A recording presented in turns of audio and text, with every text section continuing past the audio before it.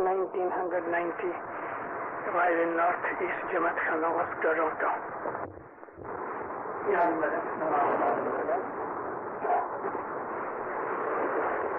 پہلے تو میں اپنی خوشی ظاہر کروں. انٹر ہوا تو ایک بھائی صاحب یہاں گینان بول رہے تھے.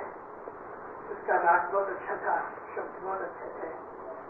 ایسے پریم سے گینان بولا کہ مجھے مزہ آ گیا اور میں رہ نہیں سکا اس بھائی کو مبارک دینے کے لیے. یہ لگ بھگ 60 گینان ہیں جس کو ہم جوگیسر کے گینان کہتے ہیں. ان میں پراکرت اور سنسکرت بھاشا ہے, اس لیے بہت مشکل گینان ہے. یہ جوگیسر کے جو گینان ہیں اس میں اتنا بڑا اچھا بھید ہے, اس میں اپنے مذہب کی ایسی اچھی فلم کی چیز ہے کہ اگر یہ 60 سے 60 گینان پڑھے جائیں, سمجھے جائیں, تو اس میں عبادت کی بہت سی راہیں کھل جاتی ہیں. اور ان تمام گینانوں میں جہاں جوگ کا نام آتا ہے اس کا مطلب ہماری بیت الخیال کی عبادت ہے. جہاں جوگی کا نام آتا ہے تو جوگی کا نام یعنی کہ پیر ماں باپ ہیں.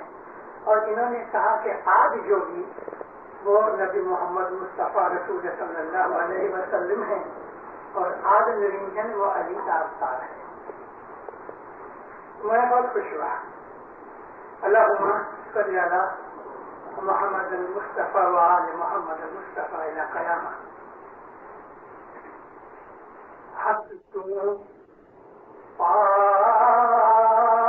پاکتوں بعد شاہ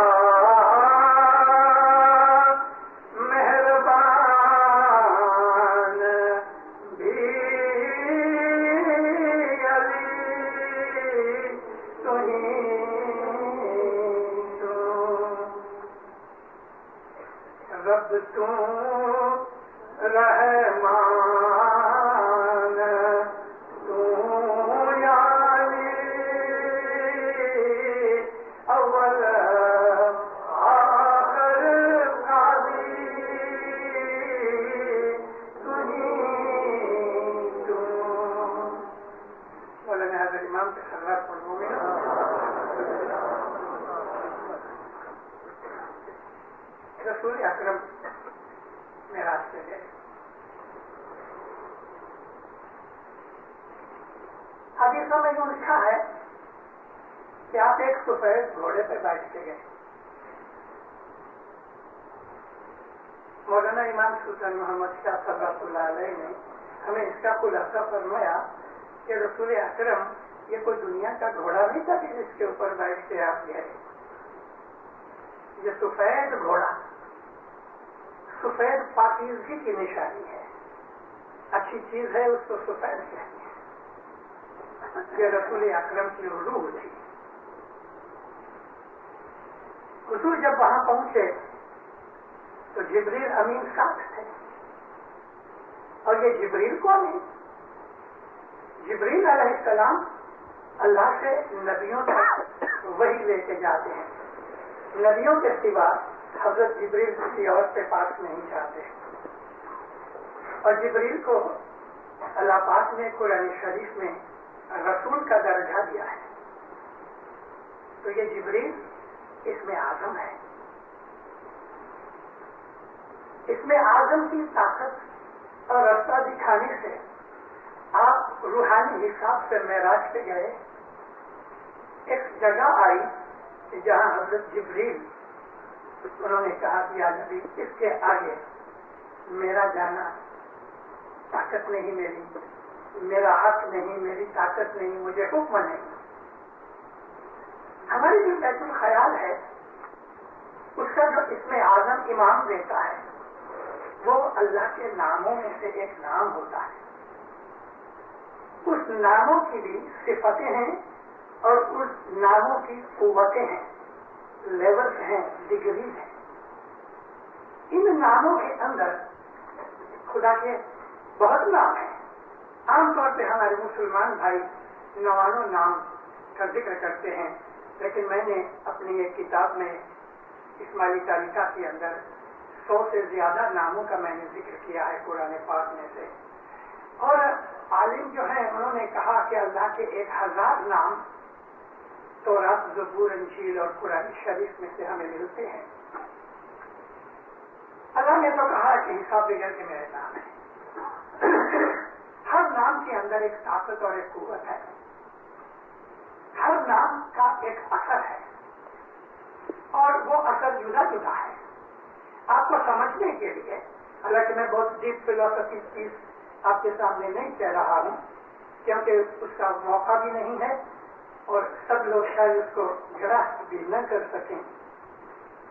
یوں کہنے کے لیے اگر کسی انسان کی روزی تنگ ہو گئی، یعنی محنت کرتا ہے مگر کھانا پورا نہیں ملتا، یہ ایک بہت بڑی سزا ہے. روزی تنگ ہو جائے کسی کی کہ اس کو پیٹ پورتا کھانا پینا ملے. کہ آج کروڑوں آدمی دنیا کے اندر ایسے تھرڈ ورلڈ کنٹریز میں اور ان کنٹریز میں بھی جس کو ہم ایڈوانس کنٹریز کہتے ہیں، ایسے ہزاروں لاکھوں نہیں کروڑوں آدمی جن کو ایک تک کا بھی کھانا پورا نہیں ملتا ہے. تو یہ اگر پیٹ پورتا کھانا بھی نہ ملے تو یہ خدا تعالیٰ کی اس آدمی کے گناہوں کی وجہ سے ایک پنشمنٹ ہے. تو اس کا کچھ راستہ ہے؟ ہاں، خدا تعالیٰ کی اس صفت کو پکارو، خدا تعالیٰ کی اس طاقت کو کہ جس طاقت نے انسان کو روزی دینے کے لیے اپنے آپ کو باندھا ہوا ہے، اس کو پکارو. اور وہ ہے الرزاق. الرزاق خدا ہے، وہ رزق دینے والا ہے. رزق دینا اس نے اپنے ہاتھ میں رکھا ہے. اگر ہم خدا تعالیٰ کے اس نام کا یعنی الرزاق اس کا ہم ورد کریں، ورد کہتے ہیں، اس کو چالو بولتے رہیں، لازم نہیں کہ آئے تصویر ہے کہ گن کے کرو، نہیں. ورد اس کو کہتے ہیں کہ جس میں گنتی نہیں ہوئے. ورد اس کو کہتے ہیں کہ جس میں تصویر کی ضرورت نہ ہوئے، کیونکہ تصویر جو ہے وہ ایک لمٹ کے لیے کہ میں 33 دانے کی تصویر نکالوں، 40 دانے کی نکالوں، 100 دانے کی نکالوں.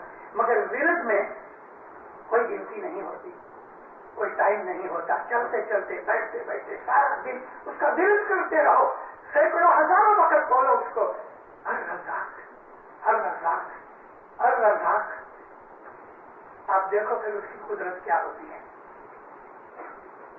پاسبل دوسرے ہی دن، شاید 1 مہینہ بھی، مگر آپ کو اس کا ضرور اثر ہوگا، ضرور ہوگا.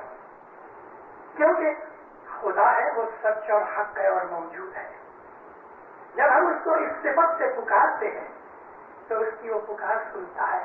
اسی لیے اس نے کہا ہوا ہے کہ جو اللہ ہے نا، اللہ وہ مجیب الدعا ہے.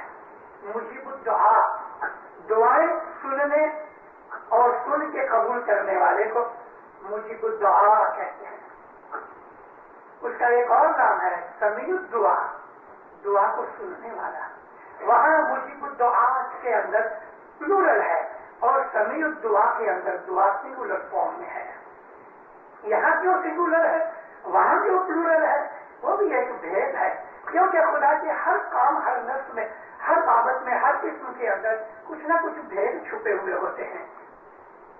ایک ماں میرے پاس آئی، مشنری لڑکا میں در سلام میں جب رہتا تھا اس وقت کی بات ہے. مشنری پاپا میرا لڑکا ہے، ایک ہی لڑکا ہے، اس کے دل میں دیا دھرم ہے ہی نہیں، بہت کرودھی ہے، مار دھاڑ کرتا ہے. ماں کیا چیز ہے اسے معلوم ہی نہیں.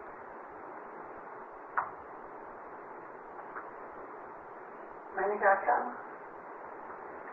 تو میں آپ کو خدا کا وہ نام بتاؤں کہ جس کے ورد کرنے سے اور تصویر نکالنے سے انشاءاللہ آپ کے لڑکے کے دل میں انرماس آ جائے گی. خدا کے ناموں میں ایک نام ہے الودود، محبت پیدا کرنے والا، محبت کرنے والا، محبت دینے والا. اس کو میں نے سمجھایا کہ کس طرح یوز کرو. 6 مہینے کے اندر وہ لڑکا نہ رہا جو تھا. خدا کے ان ناموں کے اندر جو طاقتیں ہیں، یہ طاقتیں صوفی لوگوں نے اختیار کی. عام لوگوں کو ان بھیدوں کی تلاش بھی نہیں ہوئی اور انہیں پتہ بھی نہیں لگا. رسول اکرم کے زمانے سے ہی بعض ایسے لوگ تھے کہ جو رسول اللہ کے پاس آ کے ایکانت میں ملا کرتے تھے. کبھی کبھی 10-20 آدمی مجلس کے طور پہ نبی حضور کے پاس بیٹھا کرتے تھے. ان کے ساتھ رسول اللہ ایسے بھید سی باتیں کیا کرتے تھے. یہ گروپ علی سے محبت کرنے والا، نبی کی شناخت کرنے والا، یہی وہ گروپ تھا کہ جو آہستہ آہستہ ان روحانی منزلوں پہ پہنچا کہ جن منزلوں کے اندر سلیمان فارسی جیسے ممبر تھے، جن کے اندر ابو ذر غفاری جیسے ممبر تھے، عمار بن یاسر جیسے آدمی تھے جو رسول اللہ کے عاشق تھے، علی کے عابد تھے، علی کی بندگی کرنے والے تھے. یہ وہ گروپ تھا کہ جو گروپ آگے چل کے اسماعیلی کہلایا. ہم اسماعیلیوں کی موجودہ جماعت کی جو پیٹرن ہے، یہ اس زمانے سے چلی، رسول اکرم کے زمانے سے.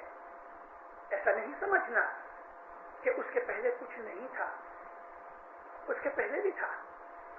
رسول اکرم کی نبوت سے پہلے بھی ایک ایسا گروپ تھا کہ جس گروپ کے اندر بھی سلیمان فارسی تھے. اس گروپ کے اندر بھی ایسے لوگ تھے کہ جو خدا کی وحد اللہ شریک کی عبادت کرتے تھے. ان کو ابھی تک نبی کی ملاقات نہیں ہوئی تھی. وہ انتظار کرتے تھے کہ اس زمانے کے اندر نبی آخر الزمان آنے والے ہیں.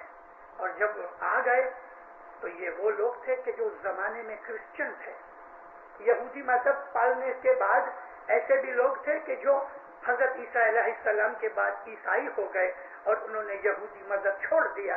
مگر یہ کرسچن بھی تھے. یہودیوں کے اندر بھی حضرت موسیٰ علیہ السلام اور حضرت ابراہیم علیہ السلام کے زمانے سے ہر زمانے کے اندر، ہر نبی کے زمانے کے اندر دنیا میں ایسے لوگ رہے کہ جو حقیقت کو جانتے تھے، جو عبادت کرتے تھے، جو روحانیت کو سمجھتے تھے اور جن کو خدا تعالیٰ نے نور کی بخشش دی ہوئی تھی. ایسے لوگ موجود رہے ہر زمانے میں. اور یہ وہی لوگ تھے کہ جو ایک ہی سانکڑ میں، جس طرح تسبیح کے دانے ایک دھاگے میں پروئے ہوئے ہیں، اسی طرح سے یہ گروپ جو تھا، پیچھے کتنا بھی چلے جاؤ، آدم علیہ السلام کے زمانے سے لے کے یہ لوگ چلے آتے ہیں. یہی ست پنتھ ہے جس کو آج ہم اسماعیلی لوگ ست پنتھ کا نام اپنے پیروں سے سن کے کہتے ہیں. سب ایک ہی چیز تھی. اس وقت ہمارا نام اسماعیلی نہیں تھا. اس وقت جو زمانہ تھا اس زمانے کے حساب سے ان کا نام تھا. قرآن شریف میں اس بات کے بہت سے بھید کی باتیں کہی ہوئی ہیں. اللہ نے کہیں ان کو ذاکرین کہا ہے، ذکر کرنے والے کو، کہیں اللہ نے ان کو عابدین کہا ہے، عبادت کرنے والے تھے. کہیں کہیں تو ان کو اصحاب صفا کے نام سے یاد کیا ہے کہ جن 6 یا 7 آدمیوں نے مل کے اپنا گھر بار چھوڑ دیا اور گفا میں جا کے عبادت شروع کر دی. اللہ تعالیٰ نے ان کو یاد کیا ہے اصحاب صفا. تو رسول اکرم کے زمانے میں یہ جو تھوڑے سے لوگ تھے، ان کے 40 نام تو مجھے ہسٹری میں سے ملے ہیں، ہو سکتا ہے زیادہ بھی ہونے. یہی لوگ تھے جو اسماعیلی مذہب کی بنیاد تھی وہ زمانے کے اندر، یعنی کہ جماعت کی. یہ لوگ نبی کے پاس جا کے وہ چیزیں سیکھتے تھے کہ جو عام لوگ نہیں جانتے تھے، یا نبی کریم ان کو ان کی لو حالت دیکھ کے ایسی اونچی چیزیں دینے کے لیے ذرا اچکاتے تھے، ہیزیٹیٹ کرتے تھے. ان لوگوں کو یہ سب علم وغیرہ سکھا کے کہ جنہوں نے عبادتیں کی، یہ گروپ بڑھتا رہا اور پھر اس گروپ میں سے بہت سے لوگ نکل بھی گئے. جیسے کہ اخوان الصفا جو تھے وہ ہمارے مذہب میں سے ہی، ہمارے اندر سے ہی نکل کے باہر گئے اور ہم اس کو اب اسماعیلی نہیں کہتے. ہر زمانے میں امام کی موجودگی میں ایسے لوگ رہے کہ جن کو اپنی روحانیت کا خیال تھا. آج الحمدللہ 20-22 ملین جتنے اسماعیلی دنیا کے اندر موجود ہیں، یہ وہی گروپ چلا آتا ہے. لیکن جب درخت کی شاخیں، برانچز بہت بڑھ جاتی ہیں، وہ بہت پھیل جاتا ہے.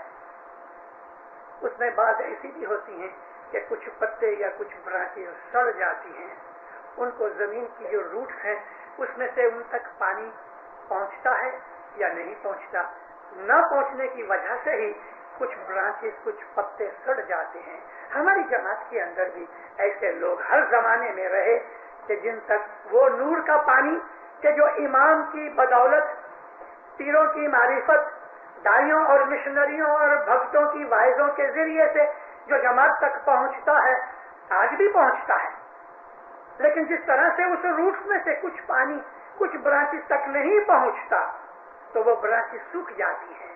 और इस तरह हमारे बहुत से ऐसे भी इस्माइली भाई बहन हैं कि जिनकी रूहानियत सूख जाती है क्योंकि उन तक इल्म पहुंचता नहीं। एक सरोवर सींचे रोप्या, एक हरिया दूजा सूखा। एक सरोवर, सरोवर कहते हैं एक झील को, लेक को, एक हाउस को, पूल को पानी का है, ये सरोवर है। और सरोवर कहते हैं दरख्त को। एक ही सरोवर से दरख्त को पानी मिलता है। एक सरोवर सींचे रोपिया, एक हरिया दूजा सूखा। एक हरा है, दूसरा सूखा हुआ है। वजह क्या है कि उनकी जो जड़ें और मूड है ना, वो खराब हो चुकी हैं। नुगरे नहीं रह पाई भाई सतविना ते सूखा। नुगरा, हकीकत में नुगरा उसको कहते हैं कि जिसको कुछ दिया जाए और उसकी उससे कदर ना हो, जो अनग्रेटफुल होवे, जिसके दिल में सफाई नहीं होवे, जो यूं ही बैठा है, अंदर कुछ है बाहर कुछ है, उसको हमारे गिनानों में नुगरा कहा है। एक ही तालाब के किनारे पे, एक ही लेक के किनारे पे दो दरख्त हैं, एक सूख गया, एक हरा है। इसी तरह से जमात के अंदर भी सब लोग यकसा नहीं होते। अगर अंदर की मोहब्बत नहीं, इमाम की शनाख्त नहीं, तो हाजिर इमाम के सामने बैठकर भी उसको दीदार का लाभ नहीं मिलता। ये हमारी अंदर की कंडीशन का कारण है। हमारा दिल कैसा है? फिर कहते हैं कि जेवी तारा दिल माए तेरी साहिब नहीं वाचा। जैसा तुम्हारे दिल में मौला के लिए मोहब्बत होगी, ऐसे ही मौला की भी जबान से वही लफ्ज निकलेंगे। वो सबको जानता है, दीनदार सबको जानता है। वो एक एक को आंख बंद करके भी देख सकता है। ये बात जरूरी है कि हमें यकीन होना चाहिए कि ये मौला सच्चा है। अगर ये यकीन हमारे दिल में नहीं तो कितने भी फरमान सुनो, वायदे सुनो, कितने भी गिनान सुनो, कितने भी गैलन न्याज पी जाओ और कितने टन सुगरीत खा जाओ, झोरे खा जाओ, कुछ नहीं होगा। अंदर की दिल की सफाई ईमान के साथ होनी चाहिए। मौलाना सुल्तान मोहम्मद शाह फरमाते हैं कि तुमने ये जो मिट्टी और पानी का न्याज पीते हो, मिट्टी का नाम इसलिए दिया है कि आज से लगभग 40 बरस पहले तक हम इस्माइली लोग हजरत इमाम के फरमान से करबला की मिट्टी लेके उसकी छोटी छोटी पिल्स बनाते थे और वो न्याज के गटपाट की क्रिया के वक्त पानी में मौला का नाम लेके घोल घोल के तो वो न्याज हम पीते थे। इसलिए हजरत इमाम फरमाया कि माटी और पानी में न्याज पी दूं, 100 बरस पी दूं, 1000 बरस पी दूं, पर जो यकीन एतकाद नहीं होए तो माटी पानी पी दूं। असल चीज ये है। हम तो कोई ऐसा सोचता होगा तो क्या हम मिट्टी पीते थे? बात मिट्टी की नहीं है, बात फरमान की है। मौला हुक्म करे इधर से मिट्टी उठाओ तो उसकी गोड़ी बना के वो न्याज पी जाती है। रसूल अकरम तो अपने हाथ डाल के न्याज बनाते थे और बहुत से ऐसे लोग थे कि रसूल अकरम जब ये हाथ धो लेते थे खाने के बाद तो वो पानी इकट्ठा कर लेते थे और पीते थे।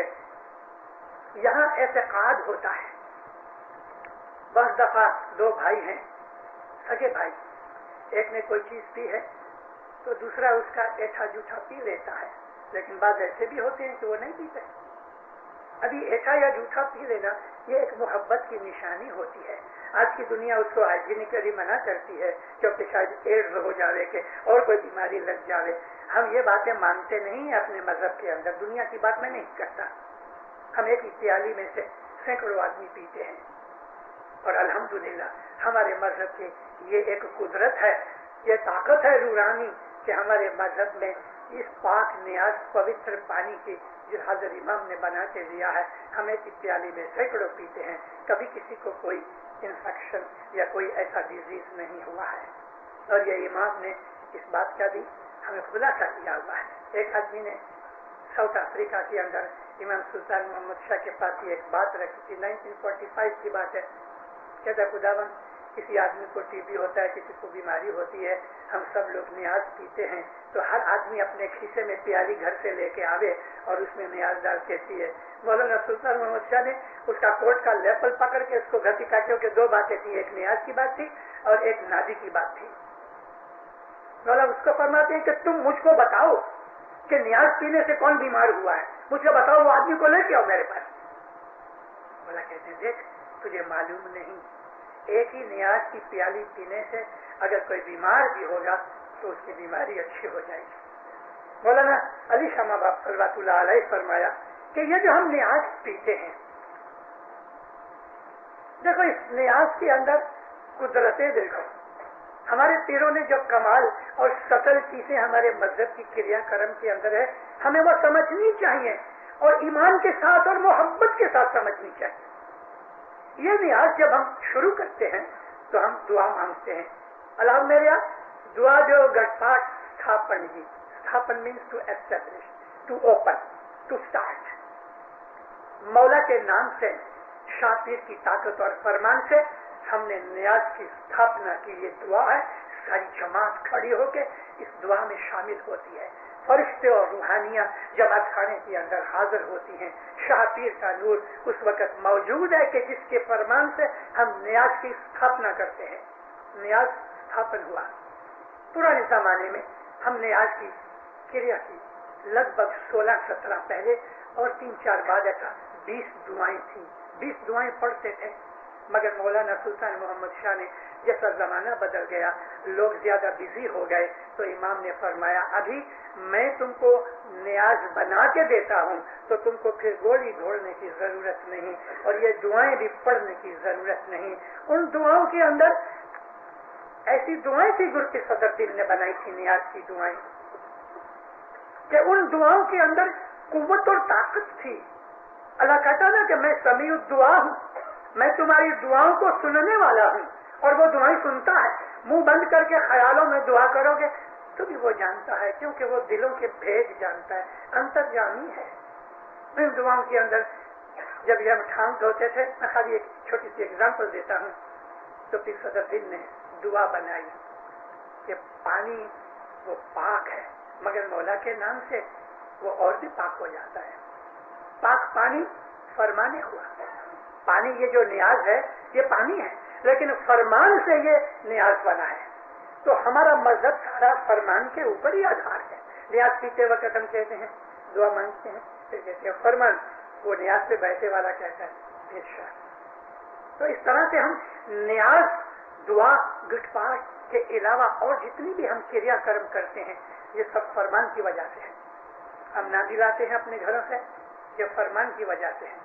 मुखी कमरिया के पास जाके दुआ मांगते हैं, ये फरमान से है। गत में आके हम हाय जिंदा कहते हैं, ये फरमान की वजह से है। हर चीज हम मौला के हुक्म से, जो कभी कभी डायरेक्टली या कभी कभी पीरों की मारिफत से हमको ये फरमान होते रहते हैं। हमारा सारा मजहब फरमान के ऊपर निभा हुआ है। अगर हजर इमाम जो नूर है, हमारा मालिक है, इस सत पंथ का धनी वो है, वो हमको कहे कि आज से तुम नियाज नहीं पिया करो, तो हम नहीं पिएंगे। अगर वो ये कहे कि आज से 10 वक्त मत देना, हम नहीं देंगे। अगर वो ये कहे कि आज से दुआ नहीं पढ़ना, हम नहीं पढ़ेंगे। तो हम आज क्यों पढ़ते हैं? क्योंकि उसने कहा है दुआ पढ़ो, उसने कहा नियाज पियो, उसने कहा जमात खाने आओ। बॉम्बे दरखाने के अंदर एक मास्टर साहब थे, असनली मास्टर हम उसको कहते थे। حسن علی ناندی والا ناندی کیا کرتے تھے. 36 ایئرس اس نے جماعت خانے میں ناندی کی. یہ 1946 کی بات ہے. مولانا امام سلطان محمد شاہ کے مکھ مبارک سے یہ الفاظ سن کے میں آپ کو یہ کہتا ہوں, مجھے تو معلوم نہیں تھا اتنا. جب اس کی مہمانی رکھی اپنی تو مولا اس کے اوپر اتنے راضی ہوئے. ماں باپ فرمایا حسن علی میں جانتا ہوں 36 برس سے, یعنی 46 میں 36 برس تو 1910 میں اس نے جماعت خانے میں نادی کرنا شروع کیا. مولا فرماتے ہیں کہ 36 برس سے تو روز جماعت خانے میں نادی کرتا ہے, میری خدمت کرتا ہے, اور اس میں ایک بھی دن چوکا نہیں.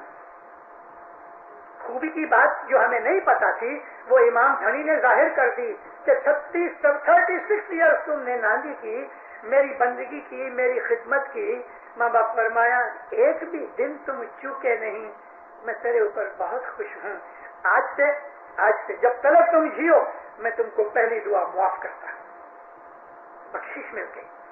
پھر بھی وہ کبھی کبھی پڑھا کرتے تھے, لیکن پہلی دعا معاف ہو جانے کا مطلب کہ نہ پڑھنے سے جو گناہ ہوتا ہے اس میں سے اس کو مولا نے آزاد کر دیا. پہلی دعا معاف کر دی جب تلک زندہ رہے. یہ وہی حسن علی, اس کا فادر گزر گئے, اور دفن کریا شام ہی کے وقت عموماً بمبئی میں ہوا کرتی تھی. ابھی ادھر ناندی کرے یا اپنے باپ کے جنازے میں جائے. اس نے اپنی اولاد کو, اپنی فیملی کو بھیج دیا, جنازہ دے کے کمرہ دے کے جماعت خانے آیا. وہاں قبرستان میں اس کا باپ دفن ہو رہا تھا اور حسن علی ناندی والا جماعت خانے میں ناندی کر رہا تھا. اس لیے امام نے کہا کہ تم 36 برس میں ایک دن بھی مس نہیں کیے, میں اس کے لیے تمہیں زندگی بھر پہلی دعا بخش دیتا ہوں. یہ چیزیں فرمان سے ہوتی ہیں.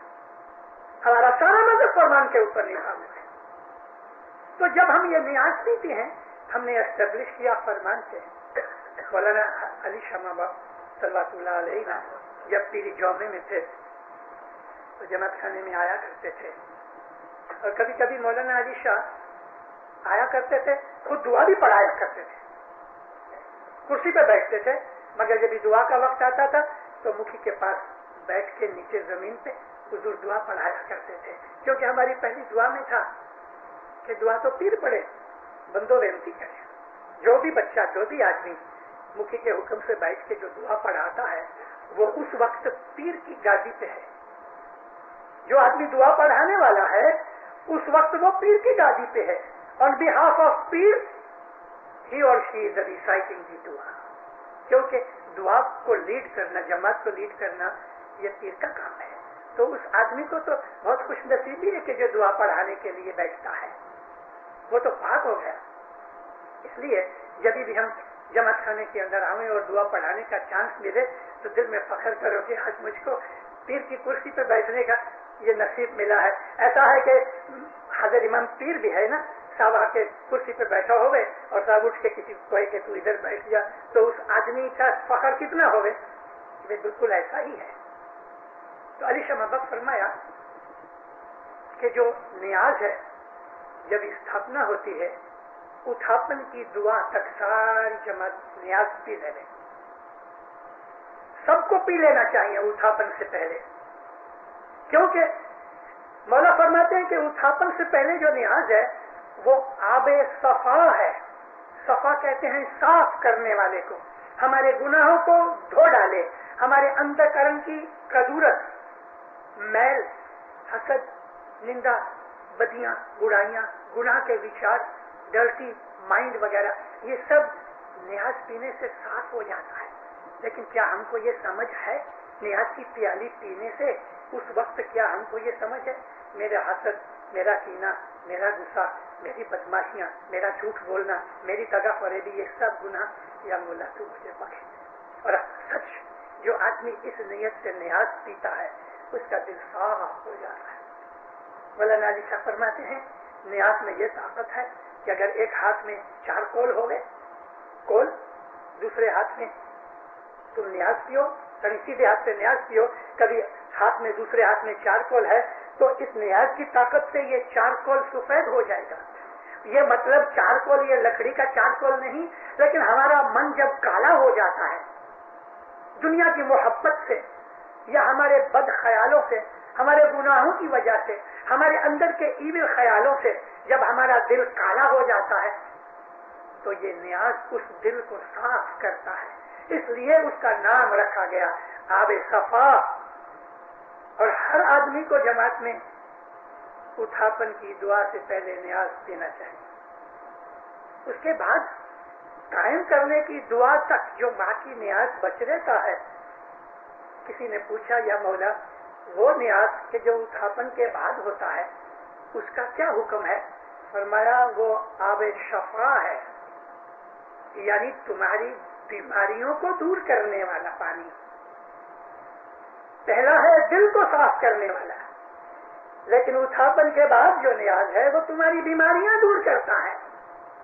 اور حقیقت میں سچ بات ہے یہ، آدمی کی کوئی مغز کی بیماری ہوئے یا کوئی اندرونی بیماری ہوئے، ہاں ڈاکٹر کا بھی علاج ساتھ ساتھ کرو، لیکن اٹھاپن کے بعد من سے چاہ کہ اگر کوئی خدا نخواستہ بیماری ہے تو یہ نیت کر کے کہ یا مولا تیرے فرمان ہے کہ یہ آب شفا ہے، تندرستی دینے والا، ہیلتھ گیور پانی ہے، تو یا مولا میری فلانی بیماری ہے، کسی کو کڈنی ہے، کسی کو ہارٹ کی بیماری ہے، کسی کو گلے کی بیماری ہے، اور کئی بیماریاں ایسی انسان کی ہوتی ہیں، اگر یقین ہے تو یہ پانی پینے سے وہ بیماریاں دور ہوتی ہیں۔ میں نے کسی جگہ ایک دفعہ کہہ بھی دیا ہے، اب کہہ چکا ہوں پبلک میں کسی جگہ، تو کوئی نہ کوئی آدمی میری وہ ٹیپ تو سنے گا، میں آج واپس آپ کو میں کہہ دیتا ہوں کہ یہ وہ نیاز، یہ وہ پانی ہے اٹھاپن کے بعد اور قائم کرنے سے پہلے، کہ اگر خدا نخواستہ کسی کو جن نے پکڑا ہے تو واللہ یہ جنات نکالنے والا پانی ہے، کیونکہ وہ بھی ایک بیماری ہے، یقین ہونا چاہیے۔ تو یہ جو ہمارے مذہب کی جتنی بھی ریت رسم رواج ہیں ان کے اندر سگنیفیکینس ہے، اور یہ وہ چیزیں ہیں کہ جو 100-200 برس سے نہیں، ہزاروں سال سے چلی آتی ہیں، رسول اللہ سے نہیں، رسول اللہ سے بھی پہلے ہر نبی کے زمانے کے اندر یہ پاک پانی بنایا جاتا تھا، ہر نبی کے زمانے میں، اور ہر مذہب کے اندر پاک پانی کسی نہ کسی طریقے سے ہے۔ ہندو لوگ چرنامت پیتے ہیں، گنگا کا پانی پیتے ہیں، یا کسی رشی منی کا بنایا ہوا پانی پیتے ہیں، اور یہ جو کرسچن جو ہیں اور یہودی یہ تو جارڈن ندی کا پانی پیتے ہیں، مسلمان آب زمزم پیتے ہیں، وہ بھی ایک کنواں کا پانی ہے کہ جس میں رسول اکرم خود بھی پیا کرتے تھے اور پلایا کرتے تھے۔ ہر زمانے کے اندر، ہر نبی میں، ہر مذہب کے اندر کسی نہ کسی طریقے سے پیور پانی جس کو ہولی واٹر کہتے ہیں موجود ہے۔ تو میں آپ کو یہ عرض کرتا تھا کہ ہمارا یہ جو ستپنتھ ہے اس کے اندر صرف یہ 1400 برس کی بات نہیں، لاکھوں کروڑوں برسوں کی بات ہے۔ اللہ کا کلام پاک کے اندر فرماتا ہے کہ جب یہ زمین آسمان کچھ نہ تھا، صرف فرشتے ہی تھے، تو ان کا دین اسلام تھا۔ تو کیا وہ فرشتے اس وقت وہ 5 وقت کی کعبہ ڈھونڈ کے نماز پڑھتے تھے؟ اس وقت تو کعبہ تھا بھی نہیں، جب زمین آسمان ہی نہیں تھی تو کعبہ کدھر سے تھا؟ آج ہم اس کو مسلمان سمجھتے ہیں کہ جو کعبہ کی طرف منہ کر کے نماز پڑھے یا وہ روزے رکھے، تو اللہ کہتا ہے کہ جب زمین آسمان کچھ نہ تھا، فرشتوں کا دین جو تھا وہ اسلام دین تھا۔ تو وہ کون سا اسلام تھا؟ وہ روزے رکھتے تھے، لیکن حقیقت میں اسلام کہتے ہیں اپنے آپ کو سبمٹ کر دینا، خدا کے سامنے اپنے آپ کو سونپ دینا، یہ مطلب کہ پیور اوبیڈینس۔ تو وہ فرشتے آج بھی لاکھوں کروڑ بے حساب فرشتے جو ہیں وہ خدا کا حکم مانتے ہیں، اسی بات کا نام اسلام ہے۔ خدا کا حکم ماننا ہی اسلام ہے، اس کو ہم فرمان برداری کہتے ہیں۔ یہ چیز، یہ ایسنس ہمارے اسماعیلی طریقے کے اندر ہے کہ ہم اپنا سب کچھ تن من دھن مولانا حضرت امام کی، کہ جو خود خداوند عالمین کی ذات پاک نور ہے، وہ اللہ ہی کا نور ہے، اس کو ہم اپنا آپ سونپ دیتے ہیں۔ ہمارا سارا مذہب حضرت امام کی فرمان برداری سے اوپر ہے۔ ہمارے مذہب کی تمام جتنی بھی فاؤنڈیشن ہے وہ حضرت امام کے فرمان سے ہے۔ دینداروں، گئے 30-40 برس سے میں دنیا میں تو گھومتا رہا، اس سے زیادہ 60 برس سے میں مسافریاں کرتا ہوں، لیکن گئے 30-40 برس سے آہستہ آہستہ ہماری جماعت کے اندر 2 قسم کے لوگ ہو گئے ہیں۔ ایک وہ لوگ ہیں کہ جو پیورلی شریعتی ٹائپ کے ہیں، یعنی وہ قرآن حدیث وغیرہ ہی کی طرف ولن رکھتے ہیں، اور گنانوں کو وہ اچھا نہیں سمجھتے، اس کو ہندو طریقہ سمجھتے ہیں، نیاز وغیرہ کو بھی وہ نہیں سمجھتے، یہ دعا پڑھنے کا بھی ان کا ایمان وغیرہ نہیں ہے، وہ شریعتی ٹائپ کے ہیں، اور وہ بھی شریعت سنی ٹائپ کی ہے۔ ایسے بہت سے لوگ زیادہ ہو رہے ہیں ہماری جماعت کے اندر۔ دوسرے وہ لوگ ہیں کہ جو اصل پرنالی کا اور اسماعیلی مذہب کے اوپر ٹکے ہوئے ہیں، ون وے اور دی ادر۔ بھلے ان لوگوں کو اتنا علم نہیں، بھلے ان کو ہمارے مذہب کی سچپنت کی وہ حقیقت کا پتہ نہیں کہ جو ہونا چاہیے، مگر پھر بھی وہ اپنے ایمان اور یقین سے مولانا حضرت امام کو اپنا امام، اپنا رہبر، اپنا مالک اور اللہ کی ذات اور نور سمجھ کے بیٹھے ہوئے ہیں۔ وہ لوگ جو شریعتی ٹائپ کے ہیں وہ حضرت امام کے نور کو نہیں سمجھتے، وہ نور کو قبول کرتے ہی نہیں، کیونکہ ان شریعتی لوگوں کے ساتھ جن کا ان کا ملنا جلنا ہے، جو میجورٹی ہے ہمارے اہل سنت جماعت کے لوگ، ان کے اندر نور کی کنسپٹ ہے ہی نہیں، ان کے اندر امام کی جیسی کوئی انسٹیٹیوشن ہے ہی نہیں، ان کے اندر امام جیسی بات ہی نہیں ہے، اللہ اور رسول بس۔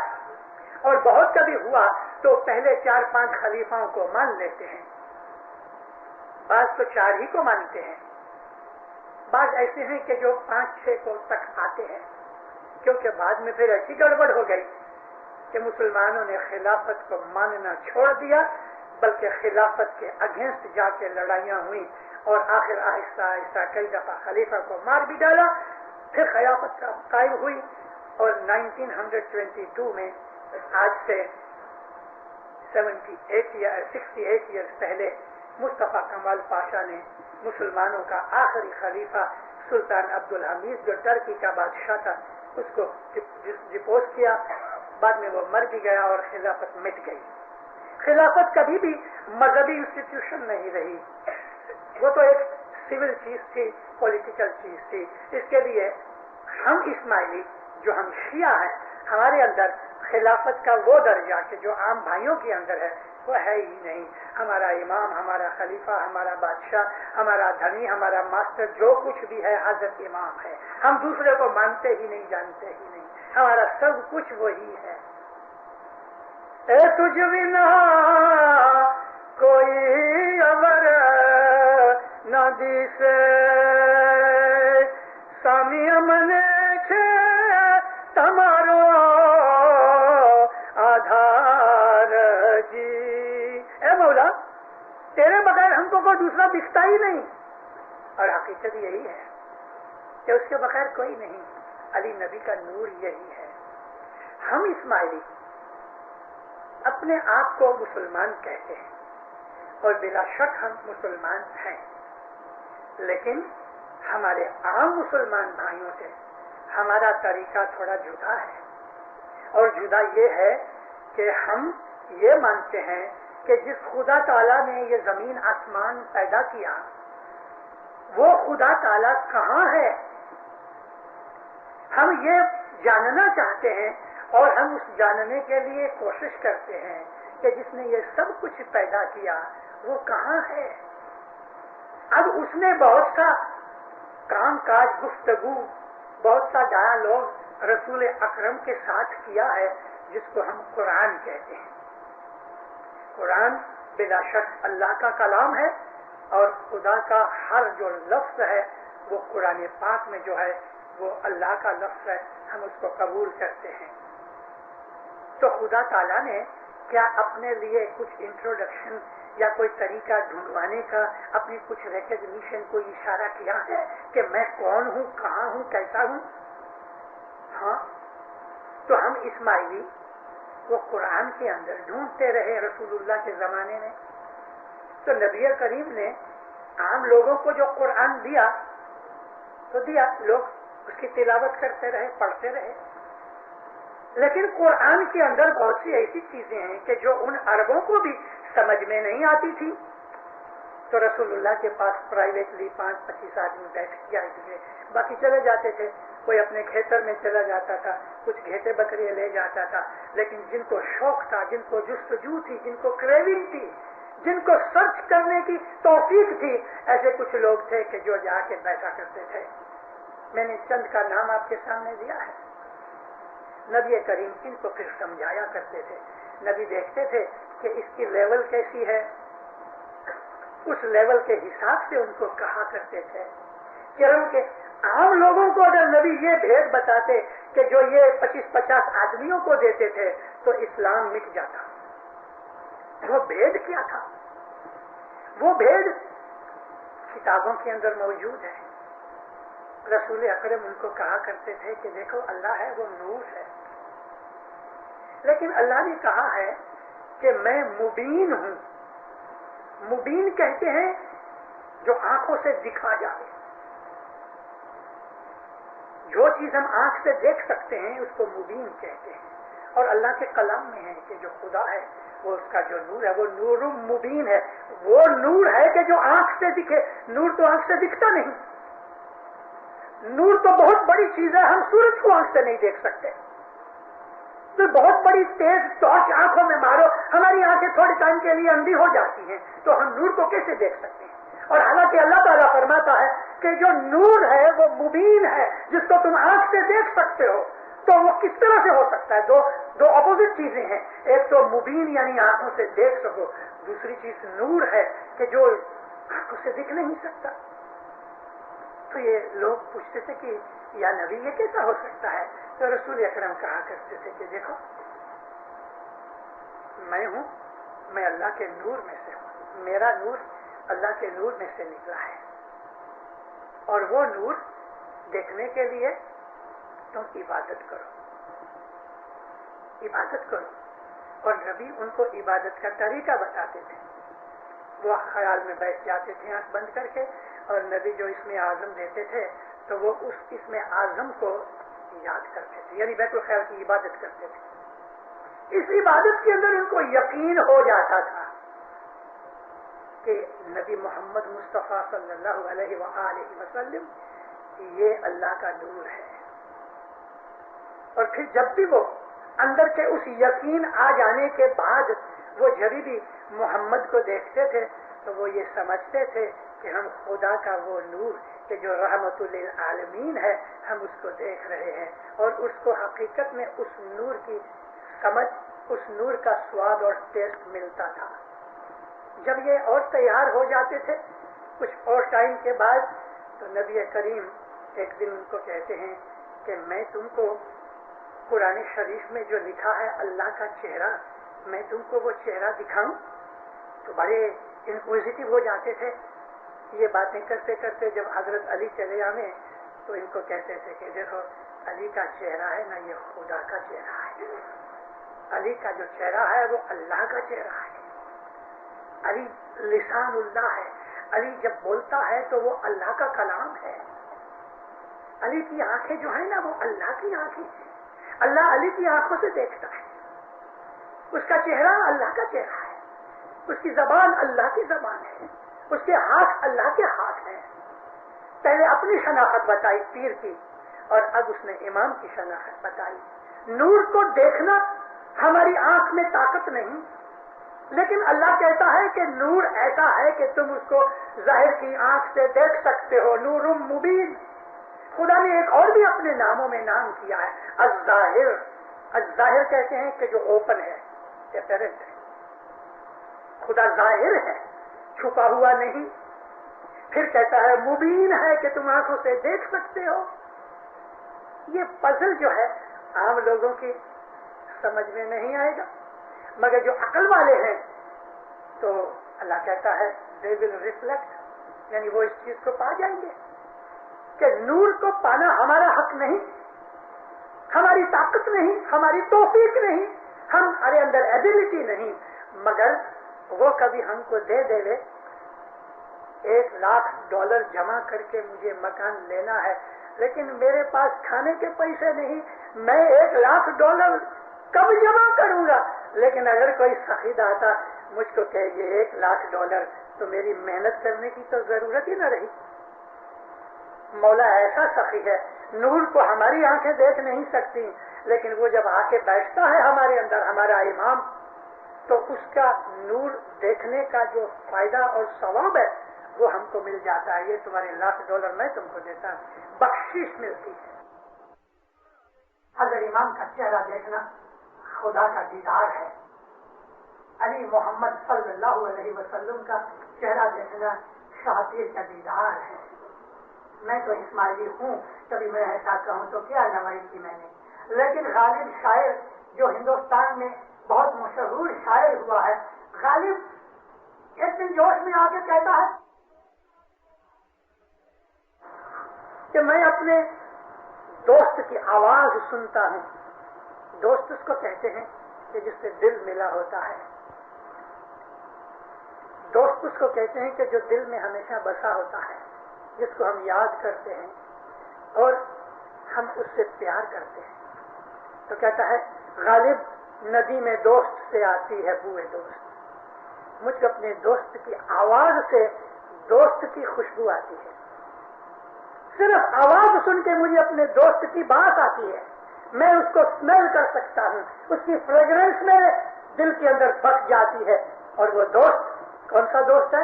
کہتا ہے مشغول حق ہوں بندگی بو تراب میں اللہ کے ساتھ دوستی رکھتا ہوں لیکن بندگی علی کی کرتا ہوں. بو تراب حضرت علی کا لقب تھا.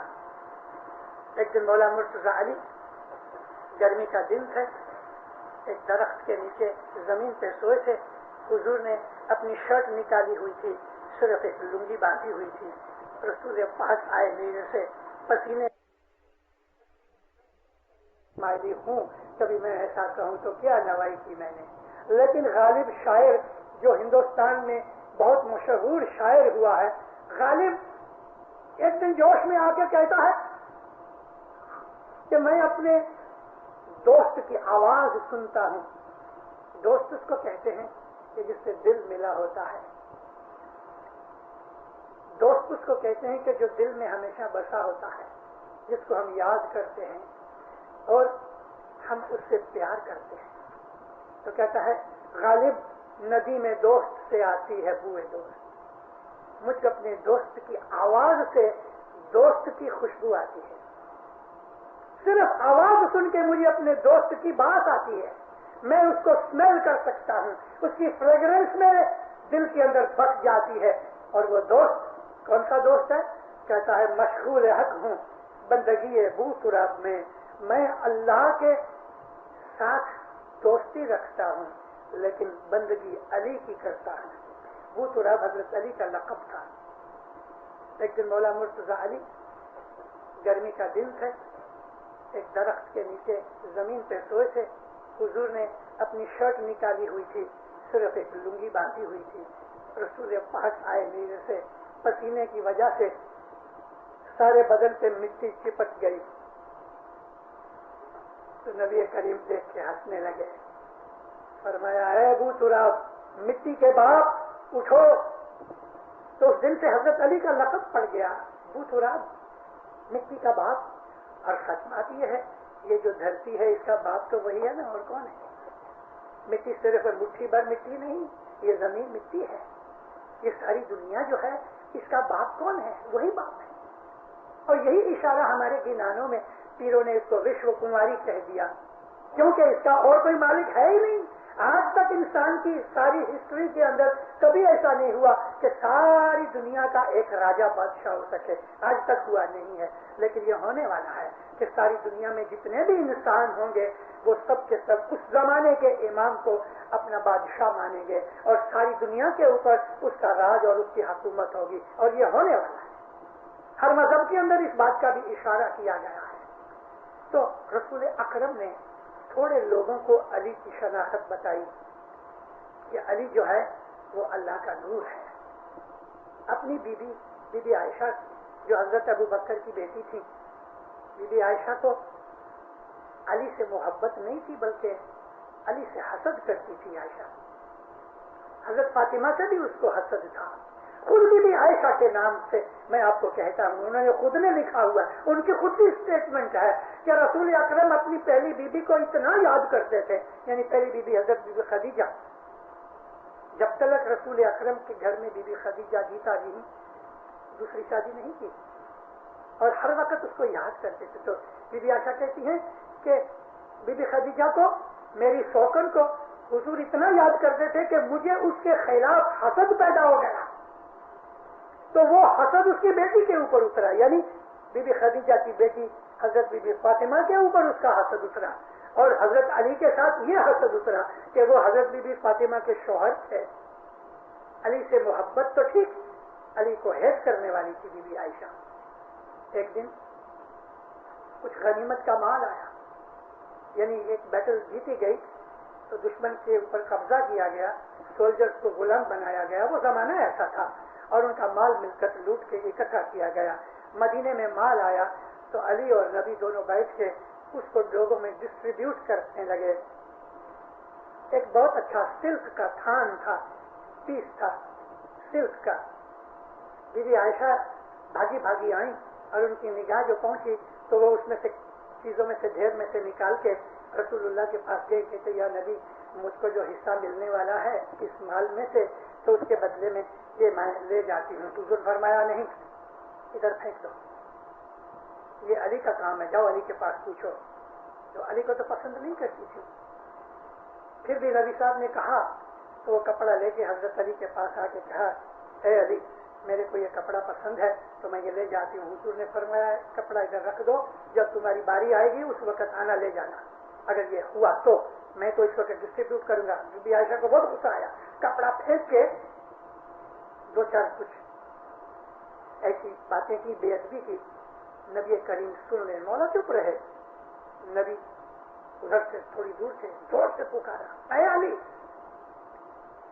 میں تجھ کو اس بات کی اتھارٹی دیتا ہوں کہ میری بیویوں کو جس کو چاہو تم طلاق دے دو میری طرف سے۔ یہ اتھارٹی آج تک دنیا میں کبھی کوئی دے نہیں سکتا، کوئی انسان اپنی بیوی کو طلاق دینے کے لیے کسی کو اتھارٹی نہیں دے سکتا، لیکن نبی نے حضرت علی کو یہ اتھارٹی دی کہ میری بیویوں میں سے تو جس کو چاہے تم طلاق دے دو، وہ میری طلاق ہے۔ بی بی عائشہ بھاگ گئی، یہ خود بی بی عائشہ کی اسٹیٹمنٹ میں سے کہہ رہا ہوں۔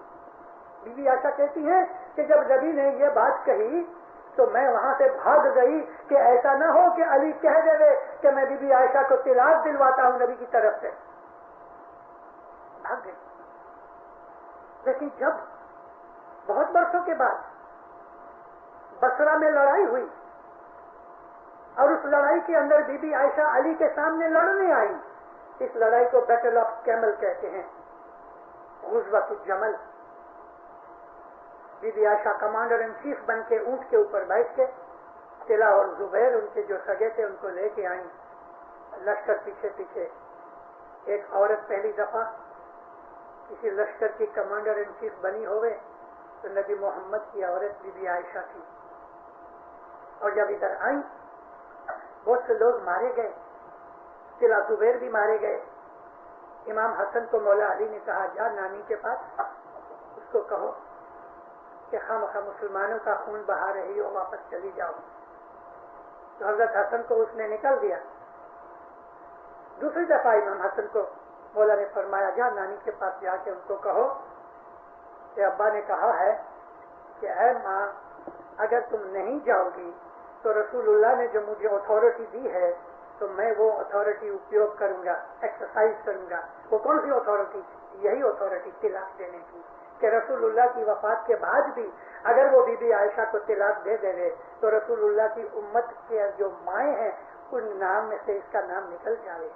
جب حضرت حسن نے جا کے نانی کو کہا کہ میرے ابا کہتے ہیں کہ رسول اللہ نے جو مجھے اتھارٹی دی ہوئی اپنی بیویوں کے اوپر میں اس کو ایکسرسائز کروں گا اگر تم نہیں جاؤ گی، اسی وقت اپنا دوپٹہ اٹھا کے اوڑھنی رکھ کے اونٹ پہ بیٹھ کے فوراً چلی گئی 15 منٹ۔ علی علیہ السلام کی جو عظمتیں ہیں ہم اسماعیلیوں کو پتا ہے، ہم کو پتا ہے۔ عام جو ہمارے بھائی ہیں وہ خلافت والے ہیں، وہ امامت والے نہیں، اور امامت اور خلافت کی یہ دشمنی 1400 سال سے چلی آتی ہے۔ میں آپ لوگوں سے عرض کر کے پوچھتا ہوں کہ آپ اپنے دل میں طے کرو کہ امامت والے ہو کہ خلافت والے ہو، یا ادھر ہو جاؤ یا ادھر ہو جاؤ، لیکن امامت کے اندر رہ کے خلافت والوں کی باتیں نہ کرو۔ وہ خلافت والے اندر رہ کے امامت کی باتیں نہیں کرتے، وہ ہمارے سے اچھے، لیکن اگر تم امامت کے اندر بیٹھے ہو، امامت کے چھتر میں بیٹھے ہو، امامت کے گروپ میں بیٹھے ہو، امامت کی طرفداری میں بیٹھے ہوئے ہو، تو پھر خلافت کی باتیں مت کرو، ان کی سائز کی باتیں مت کرو. دشمن کی تعریف اپنے گھر میں بیٹھ کے نہیں ہو سکتی. یا تو دشمن والوں کے ساتھ چلے جاؤ یا اپنے والوں کے ساتھ رہو. اسماعیلی مذہب کے اندر رہ کے اگر آپ امامت کو نہیں مانتے تو دینداروں ہمارے دروازے کھلے ہیں. میں تو بسا اوقات اپنی وعظوں میں کہہ چکا ہوں کہ ہمارا مذہب جو ہے، ہماری جو یہ جماعت ہے، اس کو سنکھیا کے اوپر، نمبر کے اوپر، نیومرولوجی کے اوپر کوئی تعلق نہیں. اگر 10 آدمی بھی سچے اسماعیلی ہیں تو بھی دین قائم ہے. یہ 20, 22, 25 لاکھ ملین جتنے 2, 2.5, 2.5 کروڑ اسماعیلی ہیں. خدا نہ خواستہ کبھی اس 2.25 کروڑ میں سے 2 کروڑ اور 10 لاکھ نکل جائیں اور 10, 12 رہ جائیں تو بھی دین قائم ہے. صرف 10 آدمی رہے تو بھی دین قائم ہے. امامت اس دنیا میں ہمیشہ رہے گی، ہمیشہ رہی ہے اور رہنے والی ہے. ہم کو امام کی طرف سے جو رحمتیں اور نوازشیں ملتی ہیں، ان رحمتوں اور نوازشوں کا مزہ چکھو، اس کا لابھ اٹھاؤ.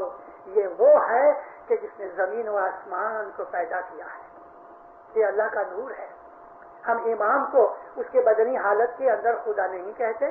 ہم نے کبھی حضرت امام کو آغا خان کو خدا نہیں کہا، اور اگر کوئی کہتا ہے تو وہ غلطی کے اوپر ہے، کیونکہ کوئی گوشت پوست کا جو بدن ہے یہ خدا نہیں ہو سکتا. یہ تو پیدا ہوا، بڑا ہوا، جوان ہوا، کھاتا پیتا ہے، سوتا ہے، موٹریں چلاتا ہے، ایروپلین چلاتا ہے، اور ایک دن 150 برس کی عمر میں یہ گزر جائے گا. اگر ہمارے 48 امام چلے گئے تو یہ بھی تو رہنے والا نہیں. اس کے بعد جو امام آئیں گے وہ بھی 150 برس کی امامت کر کے وہ بھی گزر جائیں گے. یہ سلسلہ تو چالو ہے. یہ تو کپڑے کی طرح ہے. آپ نے ایک سوٹ پہنا، برس 2 برس کے بعد پھینک دیا، دوسرا لے لیا، تو کیا آپ چلے گئے؟ آپ تو وہی ہیں. اس طرح سے وہ نور کہ جو مبین ہے، جو ظاہر ہے، جو موجود ہے، قائم اور دائم ہے، یہ تمام صفتیں قرآن کے اندر اللہ نے فرمائی ہوئی ہیں. وہ تمام صفتیں نور کی صفتیں ہیں. ہم حضرت امام کے بدن کو ایک آرڈینری بدن کی طرح نہیں لیتے، البتہ اس میں نور ہونے کی وجہ سے ہم اس کے بدن کو بھی پاک، پوتر اور ساری دنیا کے انسانی بدنوں سے اونچا رفع سمجھتے ہیں، کیونکہ اس میں نور ہے.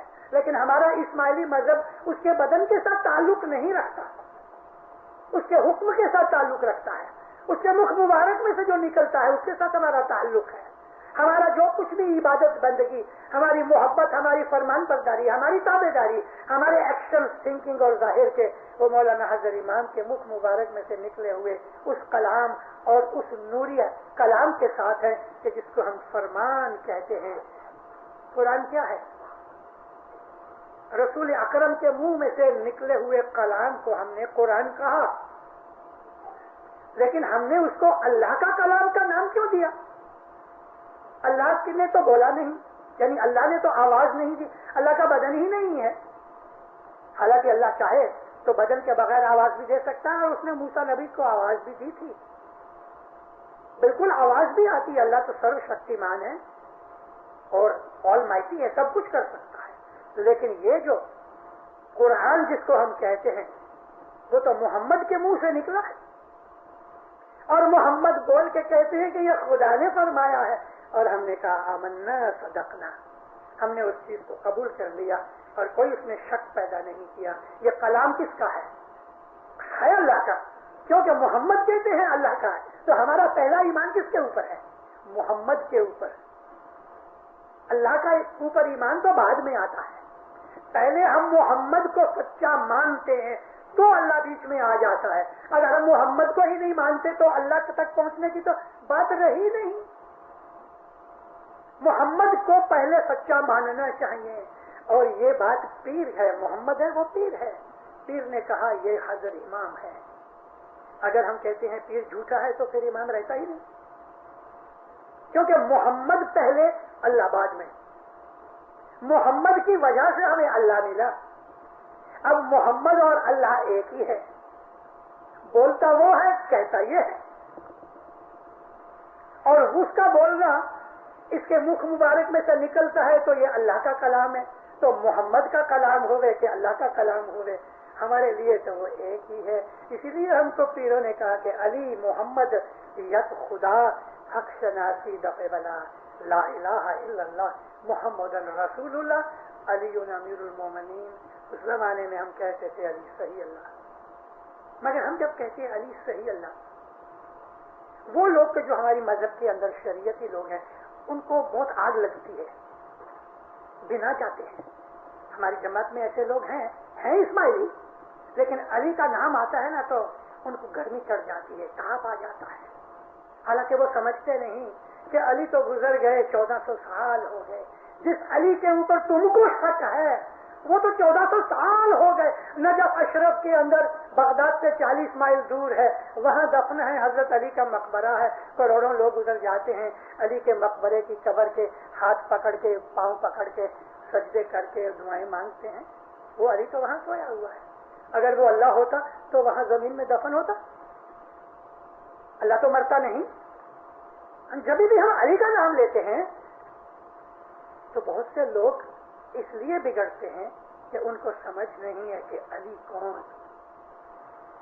لا حول ولا قوت الا باللہ العلی العظیم، مجھے کوئی کا ڈر نہیں سوا اس اللہ کے کہ جو علی ہے اور سب سے عظیم ہے۔ علی خدا کے ناموں میں ایک نام ہے۔ دنیا کے اندر سینکڑوں صوفی فرقے ہیں کہ جن کا ایک اسم اعظم ہوتا ہے جس کو اسم الذکر کہتے ہیں۔ ہم اسماعیلی شیعہ ہیں اور شیعوں میں بھی ہم علی کے عاشق ہیں، ہمارا سارا مذہب علی ہی علی ہے، علی ہی علی۔ جنا میرے علی دا نام نہیں جپیا، جنا میرے علی دا نام نہیں جپیا، سیکھیوں سورا سدائیں داوے۔ وہ جو علی کا نام نہیں لیتے وہ اپنے آپ کو بہادر کیسے کہہ سکتے ہیں؟ وہ بہادر نہیں، کسی اور اوپر کے پاٹ میں سے کسی گنان میں ہے، بھج پڑو، دوڑ پڑو، بھج پڑو ستگر جی دے شرنے، جیشن میں پار اتارے۔ ستگر سچے مرشد کے پاؤں میں جا کے گر جاؤ کہ وہ تم کو ایک آنکھ کی پلک میں تم کو پار اتار دے گا۔ یہاں پار اتار دینے کا مطلب ہے تمہارے اندر کی سب بدیاں اندھیرا دور کر دے گا۔ یقین آنا چاہیے۔ علی کی شناخت نبی نے بتائی، نبی بار بار علی کی تعریف کر کر کے جو مومن تھے ان کو مضبوط کرتے رہے، لیکن علی کے دشمن بہت تھے، اس وقت بھی تھے، آج بھی ہیں، مگر علی تو علی ہے۔ پھر شمس کہتے ہیں اے علی، اے مولا علی، تو حق ہے۔ حق خدا کے ناموں میں سے ایک نام ہے، حق کہتے ہیں ٹروتھ کو۔ تو پاک ہے، پیور ہے اور بادشاہ ہے، ساری زمین آسمان تیری سلطنت ہے، مہربان ہے، کمپیشنیٹ، بخششیں دینے والا ہے، بھولے چکے درگزر کرنے والا ہے، مہربان ہے۔ حق تم، پاک تم، بادشاہ، مہربان بھی، علی تو ہی تم۔ پھر کہتے ہیں رب تو رحمان تو یعنی اول آخر قاضی تو ہی تو۔ رب تو ہے، پالنے والا، سسٹین کرنے والا تو ہے، رب بھی ہے، رحمان ہے، اول بھی ہے، آخر بھی ہے، اور تو جسٹ کرنے والا بھی تو ہی ہے، تو قاضی ہے۔ قیامت کے دن حساب کتاب علی لے گا، علی لے گا۔ اس لیے رسول اکرم نے حضرت علی کا نام رکھا قاسم नार जन्ना, यानी जन्नत और दोज़ख देने वाला, उसको डिस्ट्रीब्यूट करने वाला, उनके लोगों के आमाल के हिसाब से हजरत अली उनको कहेंगे इसको जन्नत में ले जाओ, इसको दोज़ख में ले जाओ। तो मौला अली के लिए रसूलुल्लाह ने ये नाम रखा कसीमुन नार जिन्ना। कसीम भी कहते हैं, कासिम भी कहते हैं। वर्ड कासिम जो है वो भी इसी तरह आता है, उसको कहते हैं डिस्ट्रीब्यूटर। मौला मुर्तज़ा अली का खुद का भी दावा है कि दोज़ख और जन्नत मेरे हाथ में है। मौला ने ये दावा किया कि मैं बोलता कुरान हूँ। रसूल अकरम ने अली के लिए जो सिफतें बयान की हैं, दीनदारों, उसका कोई एंड नहीं। एक सुन्नी मुसलमान आलिम ने, अमृतसर का, मेरे गांव का रहने वाला उबैदुल्ला अमृतसरी ने 600 पेज की किताब लिखी है। उसने लिखा है अपने प्रीफेस में कि मैं बहुत से सुन्नी भाइयों को नाराज कर रहा हूँगा जब वो ये मेरी किताब पढ़ेंगे कि मैं सुन्नी हो के अली की सिफतें मैं बयान कर रहा हूँ, लेकिन मैं मजबूर हूँ। मुझे हक की रोशनी इस तरह मिली। उस किताब का नाम है अर्जहुल मतालिब, 600 पेज है। अली ही की सिफतें सब बयान की हैं और हदीसों में से निकाल के। अली हक है। शिया तो मानते हैं, लेकिन सुन्नियों में भी वो लोग के जो ऐसे लोग हैं हक के ऊपर या इन बातों के ऊपर पहुंचे हुए कि जिन्होंने हक की रिसर्च की है, उनमें भी हजरत अली को मानने वाले लोग हैं। मगर याद रखो, हम इस्माइलियों का जो विरद है, हम इस्माइलियों का जो फाउंडेशन है, हम इस्माइलियों का जो ईमान है, तो वो ये है कि अली है अली, उसके बगैर और कोई नहीं। और अली है वो अली कि जो बदनी तौर के ऊपर बीबी फातिमा का शौहर था और हसन हुसैन का बाप था। वो शारीरिक अली नहीं मगर नूर, और वो नूर वो अली मौलाना शाह करीम सल्लल्लाहु अलैहि है। हज़रत इमाम अली है। अली के नाम से पुकारो, वो ज्यादा नजदीक आ जाता है। अली अली करो, खूब करो और अली की खिदमत करो, अली की इबादत करो, अली को समझो, मोहब्बत करो और दिन रात उसका विरद करो, तो इंशाअल्लाह दीन दुनिया के अंदर आपको कुव्वत मिलेगी, चढ़ती होगी, दुश्मन दफा होंगे, बलाएं दूर होंगी, रोटी रिज़्क़ ज्यादा होगी, ईमान मजबूत होगा, दिल दिमाग रोशन हो जाएगा, ज़हर बातों में नूर मिलेगा, दीनों दुनिया की खुशियाँ मिलेंगी, दीनों दुनिया की आबादियाँ मिलेंगी, नेक मुरादें पूरी होंगी, जो मांगोगे वो मिलेगा। मौलाना हज़रत इमाम आपकी हर नेक मुराद पूरी करे, ज़हर बातों दीदार नसीब करे।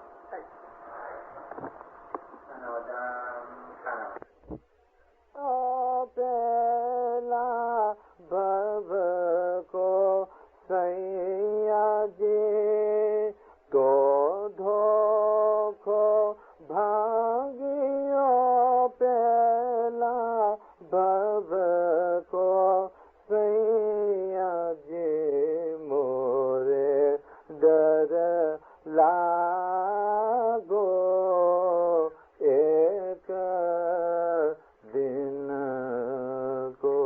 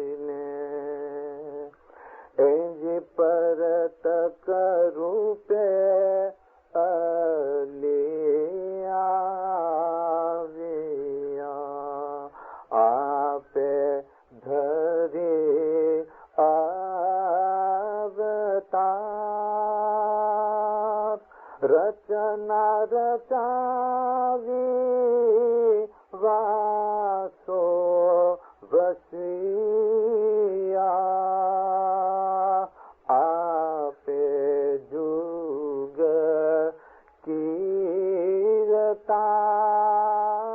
कीरतार परतक पात्र ने परखीने एंजी कूड़ कपटने ताड़वा पाखंड जे जुग मांगे निर्मल करवाने प्रथवी आविया अनिवर राय परतक पात्र ने परखीने एंज परतक रूपे अलिया रमता रमता राम मानस रूपे जुगमय आविया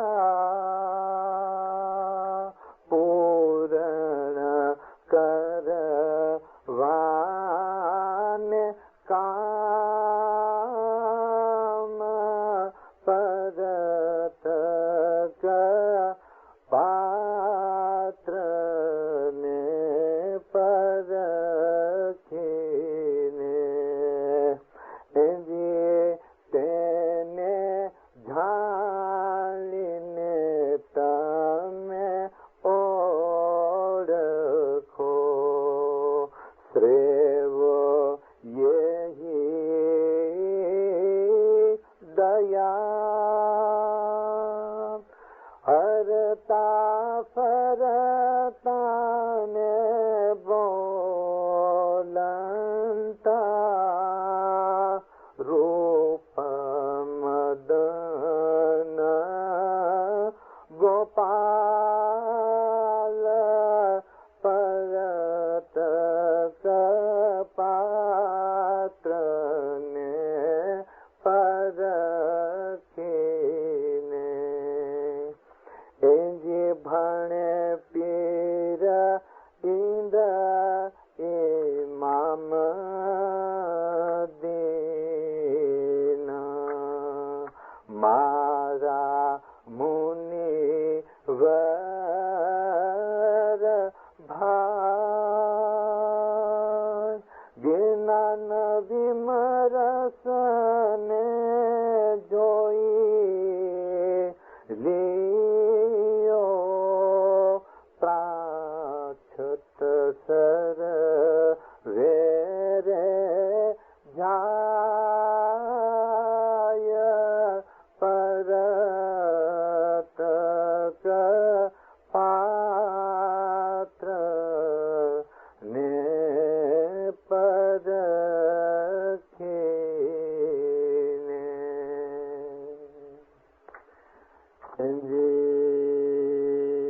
हम दिल खालक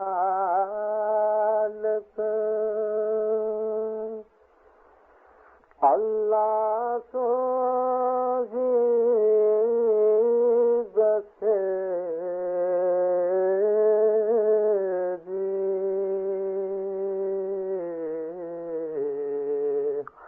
जिन्हें कायम कुदरत चलाए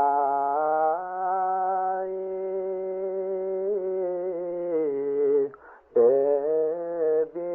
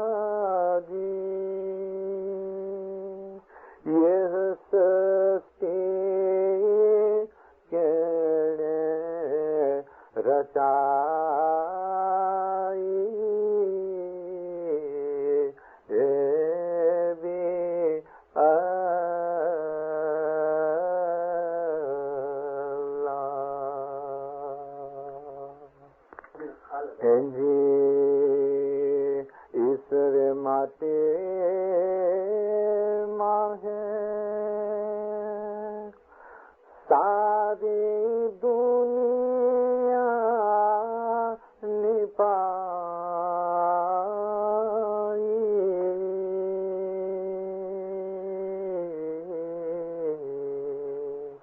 इसमें कौन हिंदू कौन मुसलमान,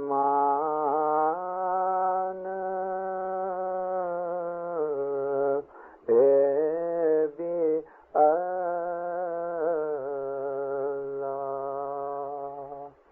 ए जी मन मेरा मुसल्ला,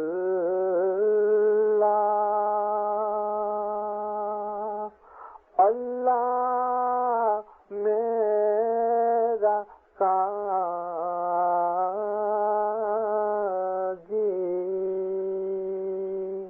काया मेरी मसीता, ए भी अल्लाह।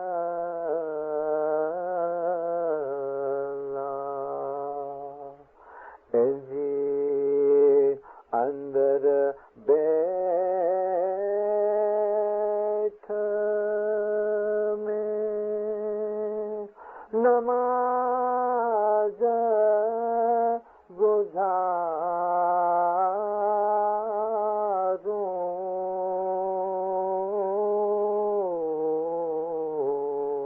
मूर्ख क्या जाने शायद हमारी,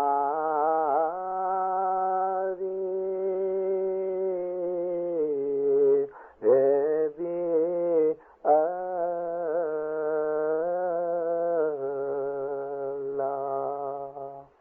एंडी बोलिया पीर समस,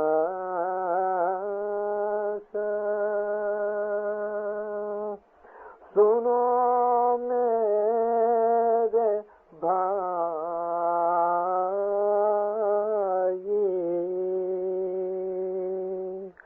पीर बिना पार क्यों उतरना,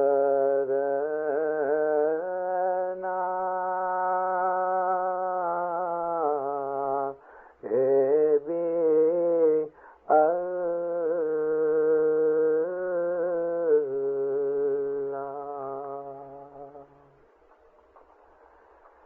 धीरे भाई रे चेत चेत बाना मन चंचल करी, चेतो अन्य जब लग घट माहे सास,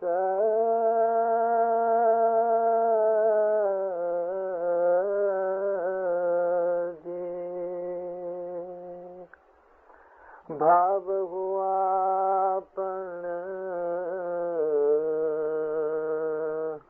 भगति न हुई, जीवड़ो उठे चालियो निराश,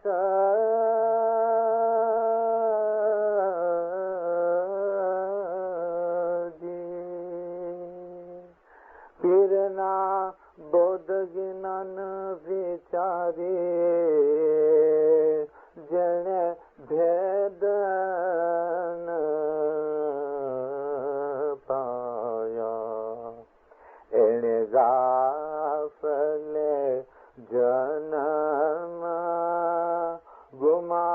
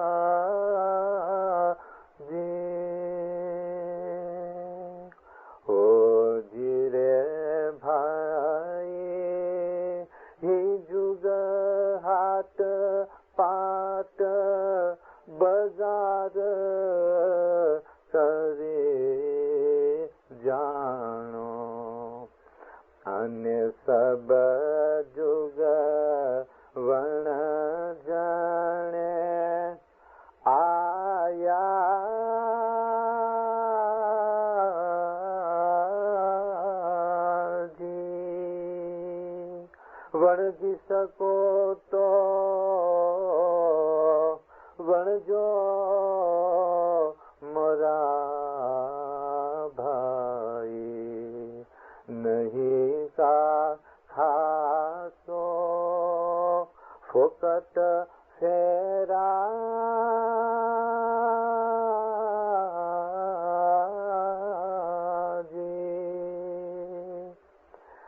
પીરના બોધ જ્ઞાન વિચારી જેણે ભેદ ન પાયા. ઓ જીરે ભાઈ રે, આપણા સ્વામીને જીને સાચું કરી સેવો, અને દિલમાં હે વિશ્વાસ આલો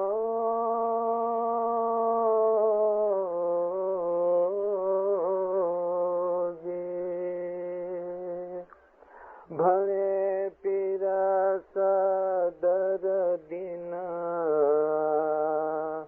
કબહી ન હારું. જો જોઈ જોઈ પાસા ધારો,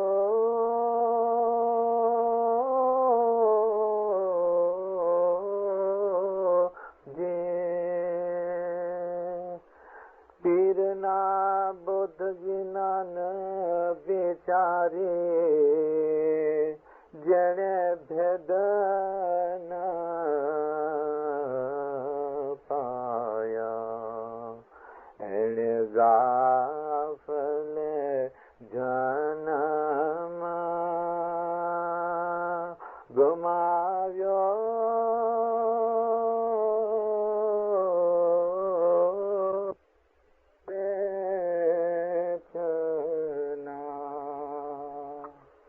નીચે વહે દરિયા,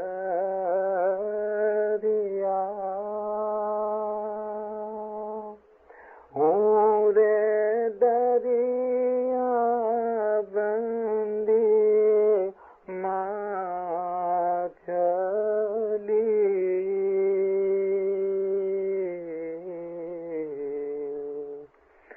સાયા રણ આવહું રે દીદાર વિના બાવરે. સાજન ઘરે વાલમ ઘરે બંદો ભૂલ્યો તારી બંદગી.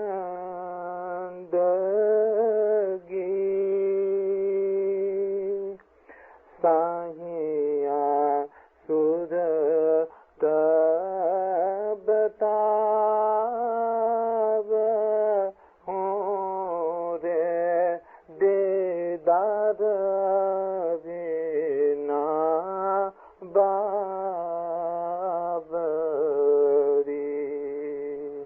બેંજી અગર ચંદનની કોટડી, સુફલ રચિયા કમાડ, તાળા દીધા છે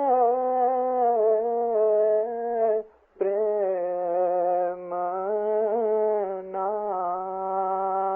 સાહિયા ખોલણ આ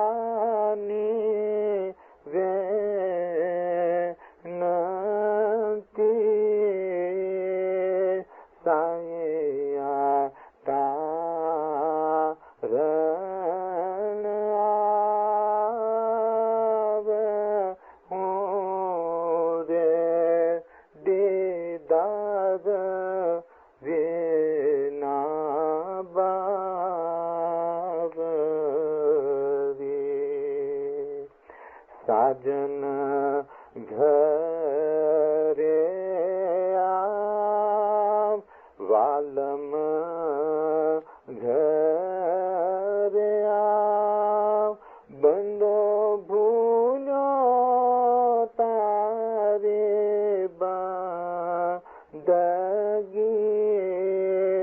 સાયા સુરત બતાવ હું રે દીદાર વિના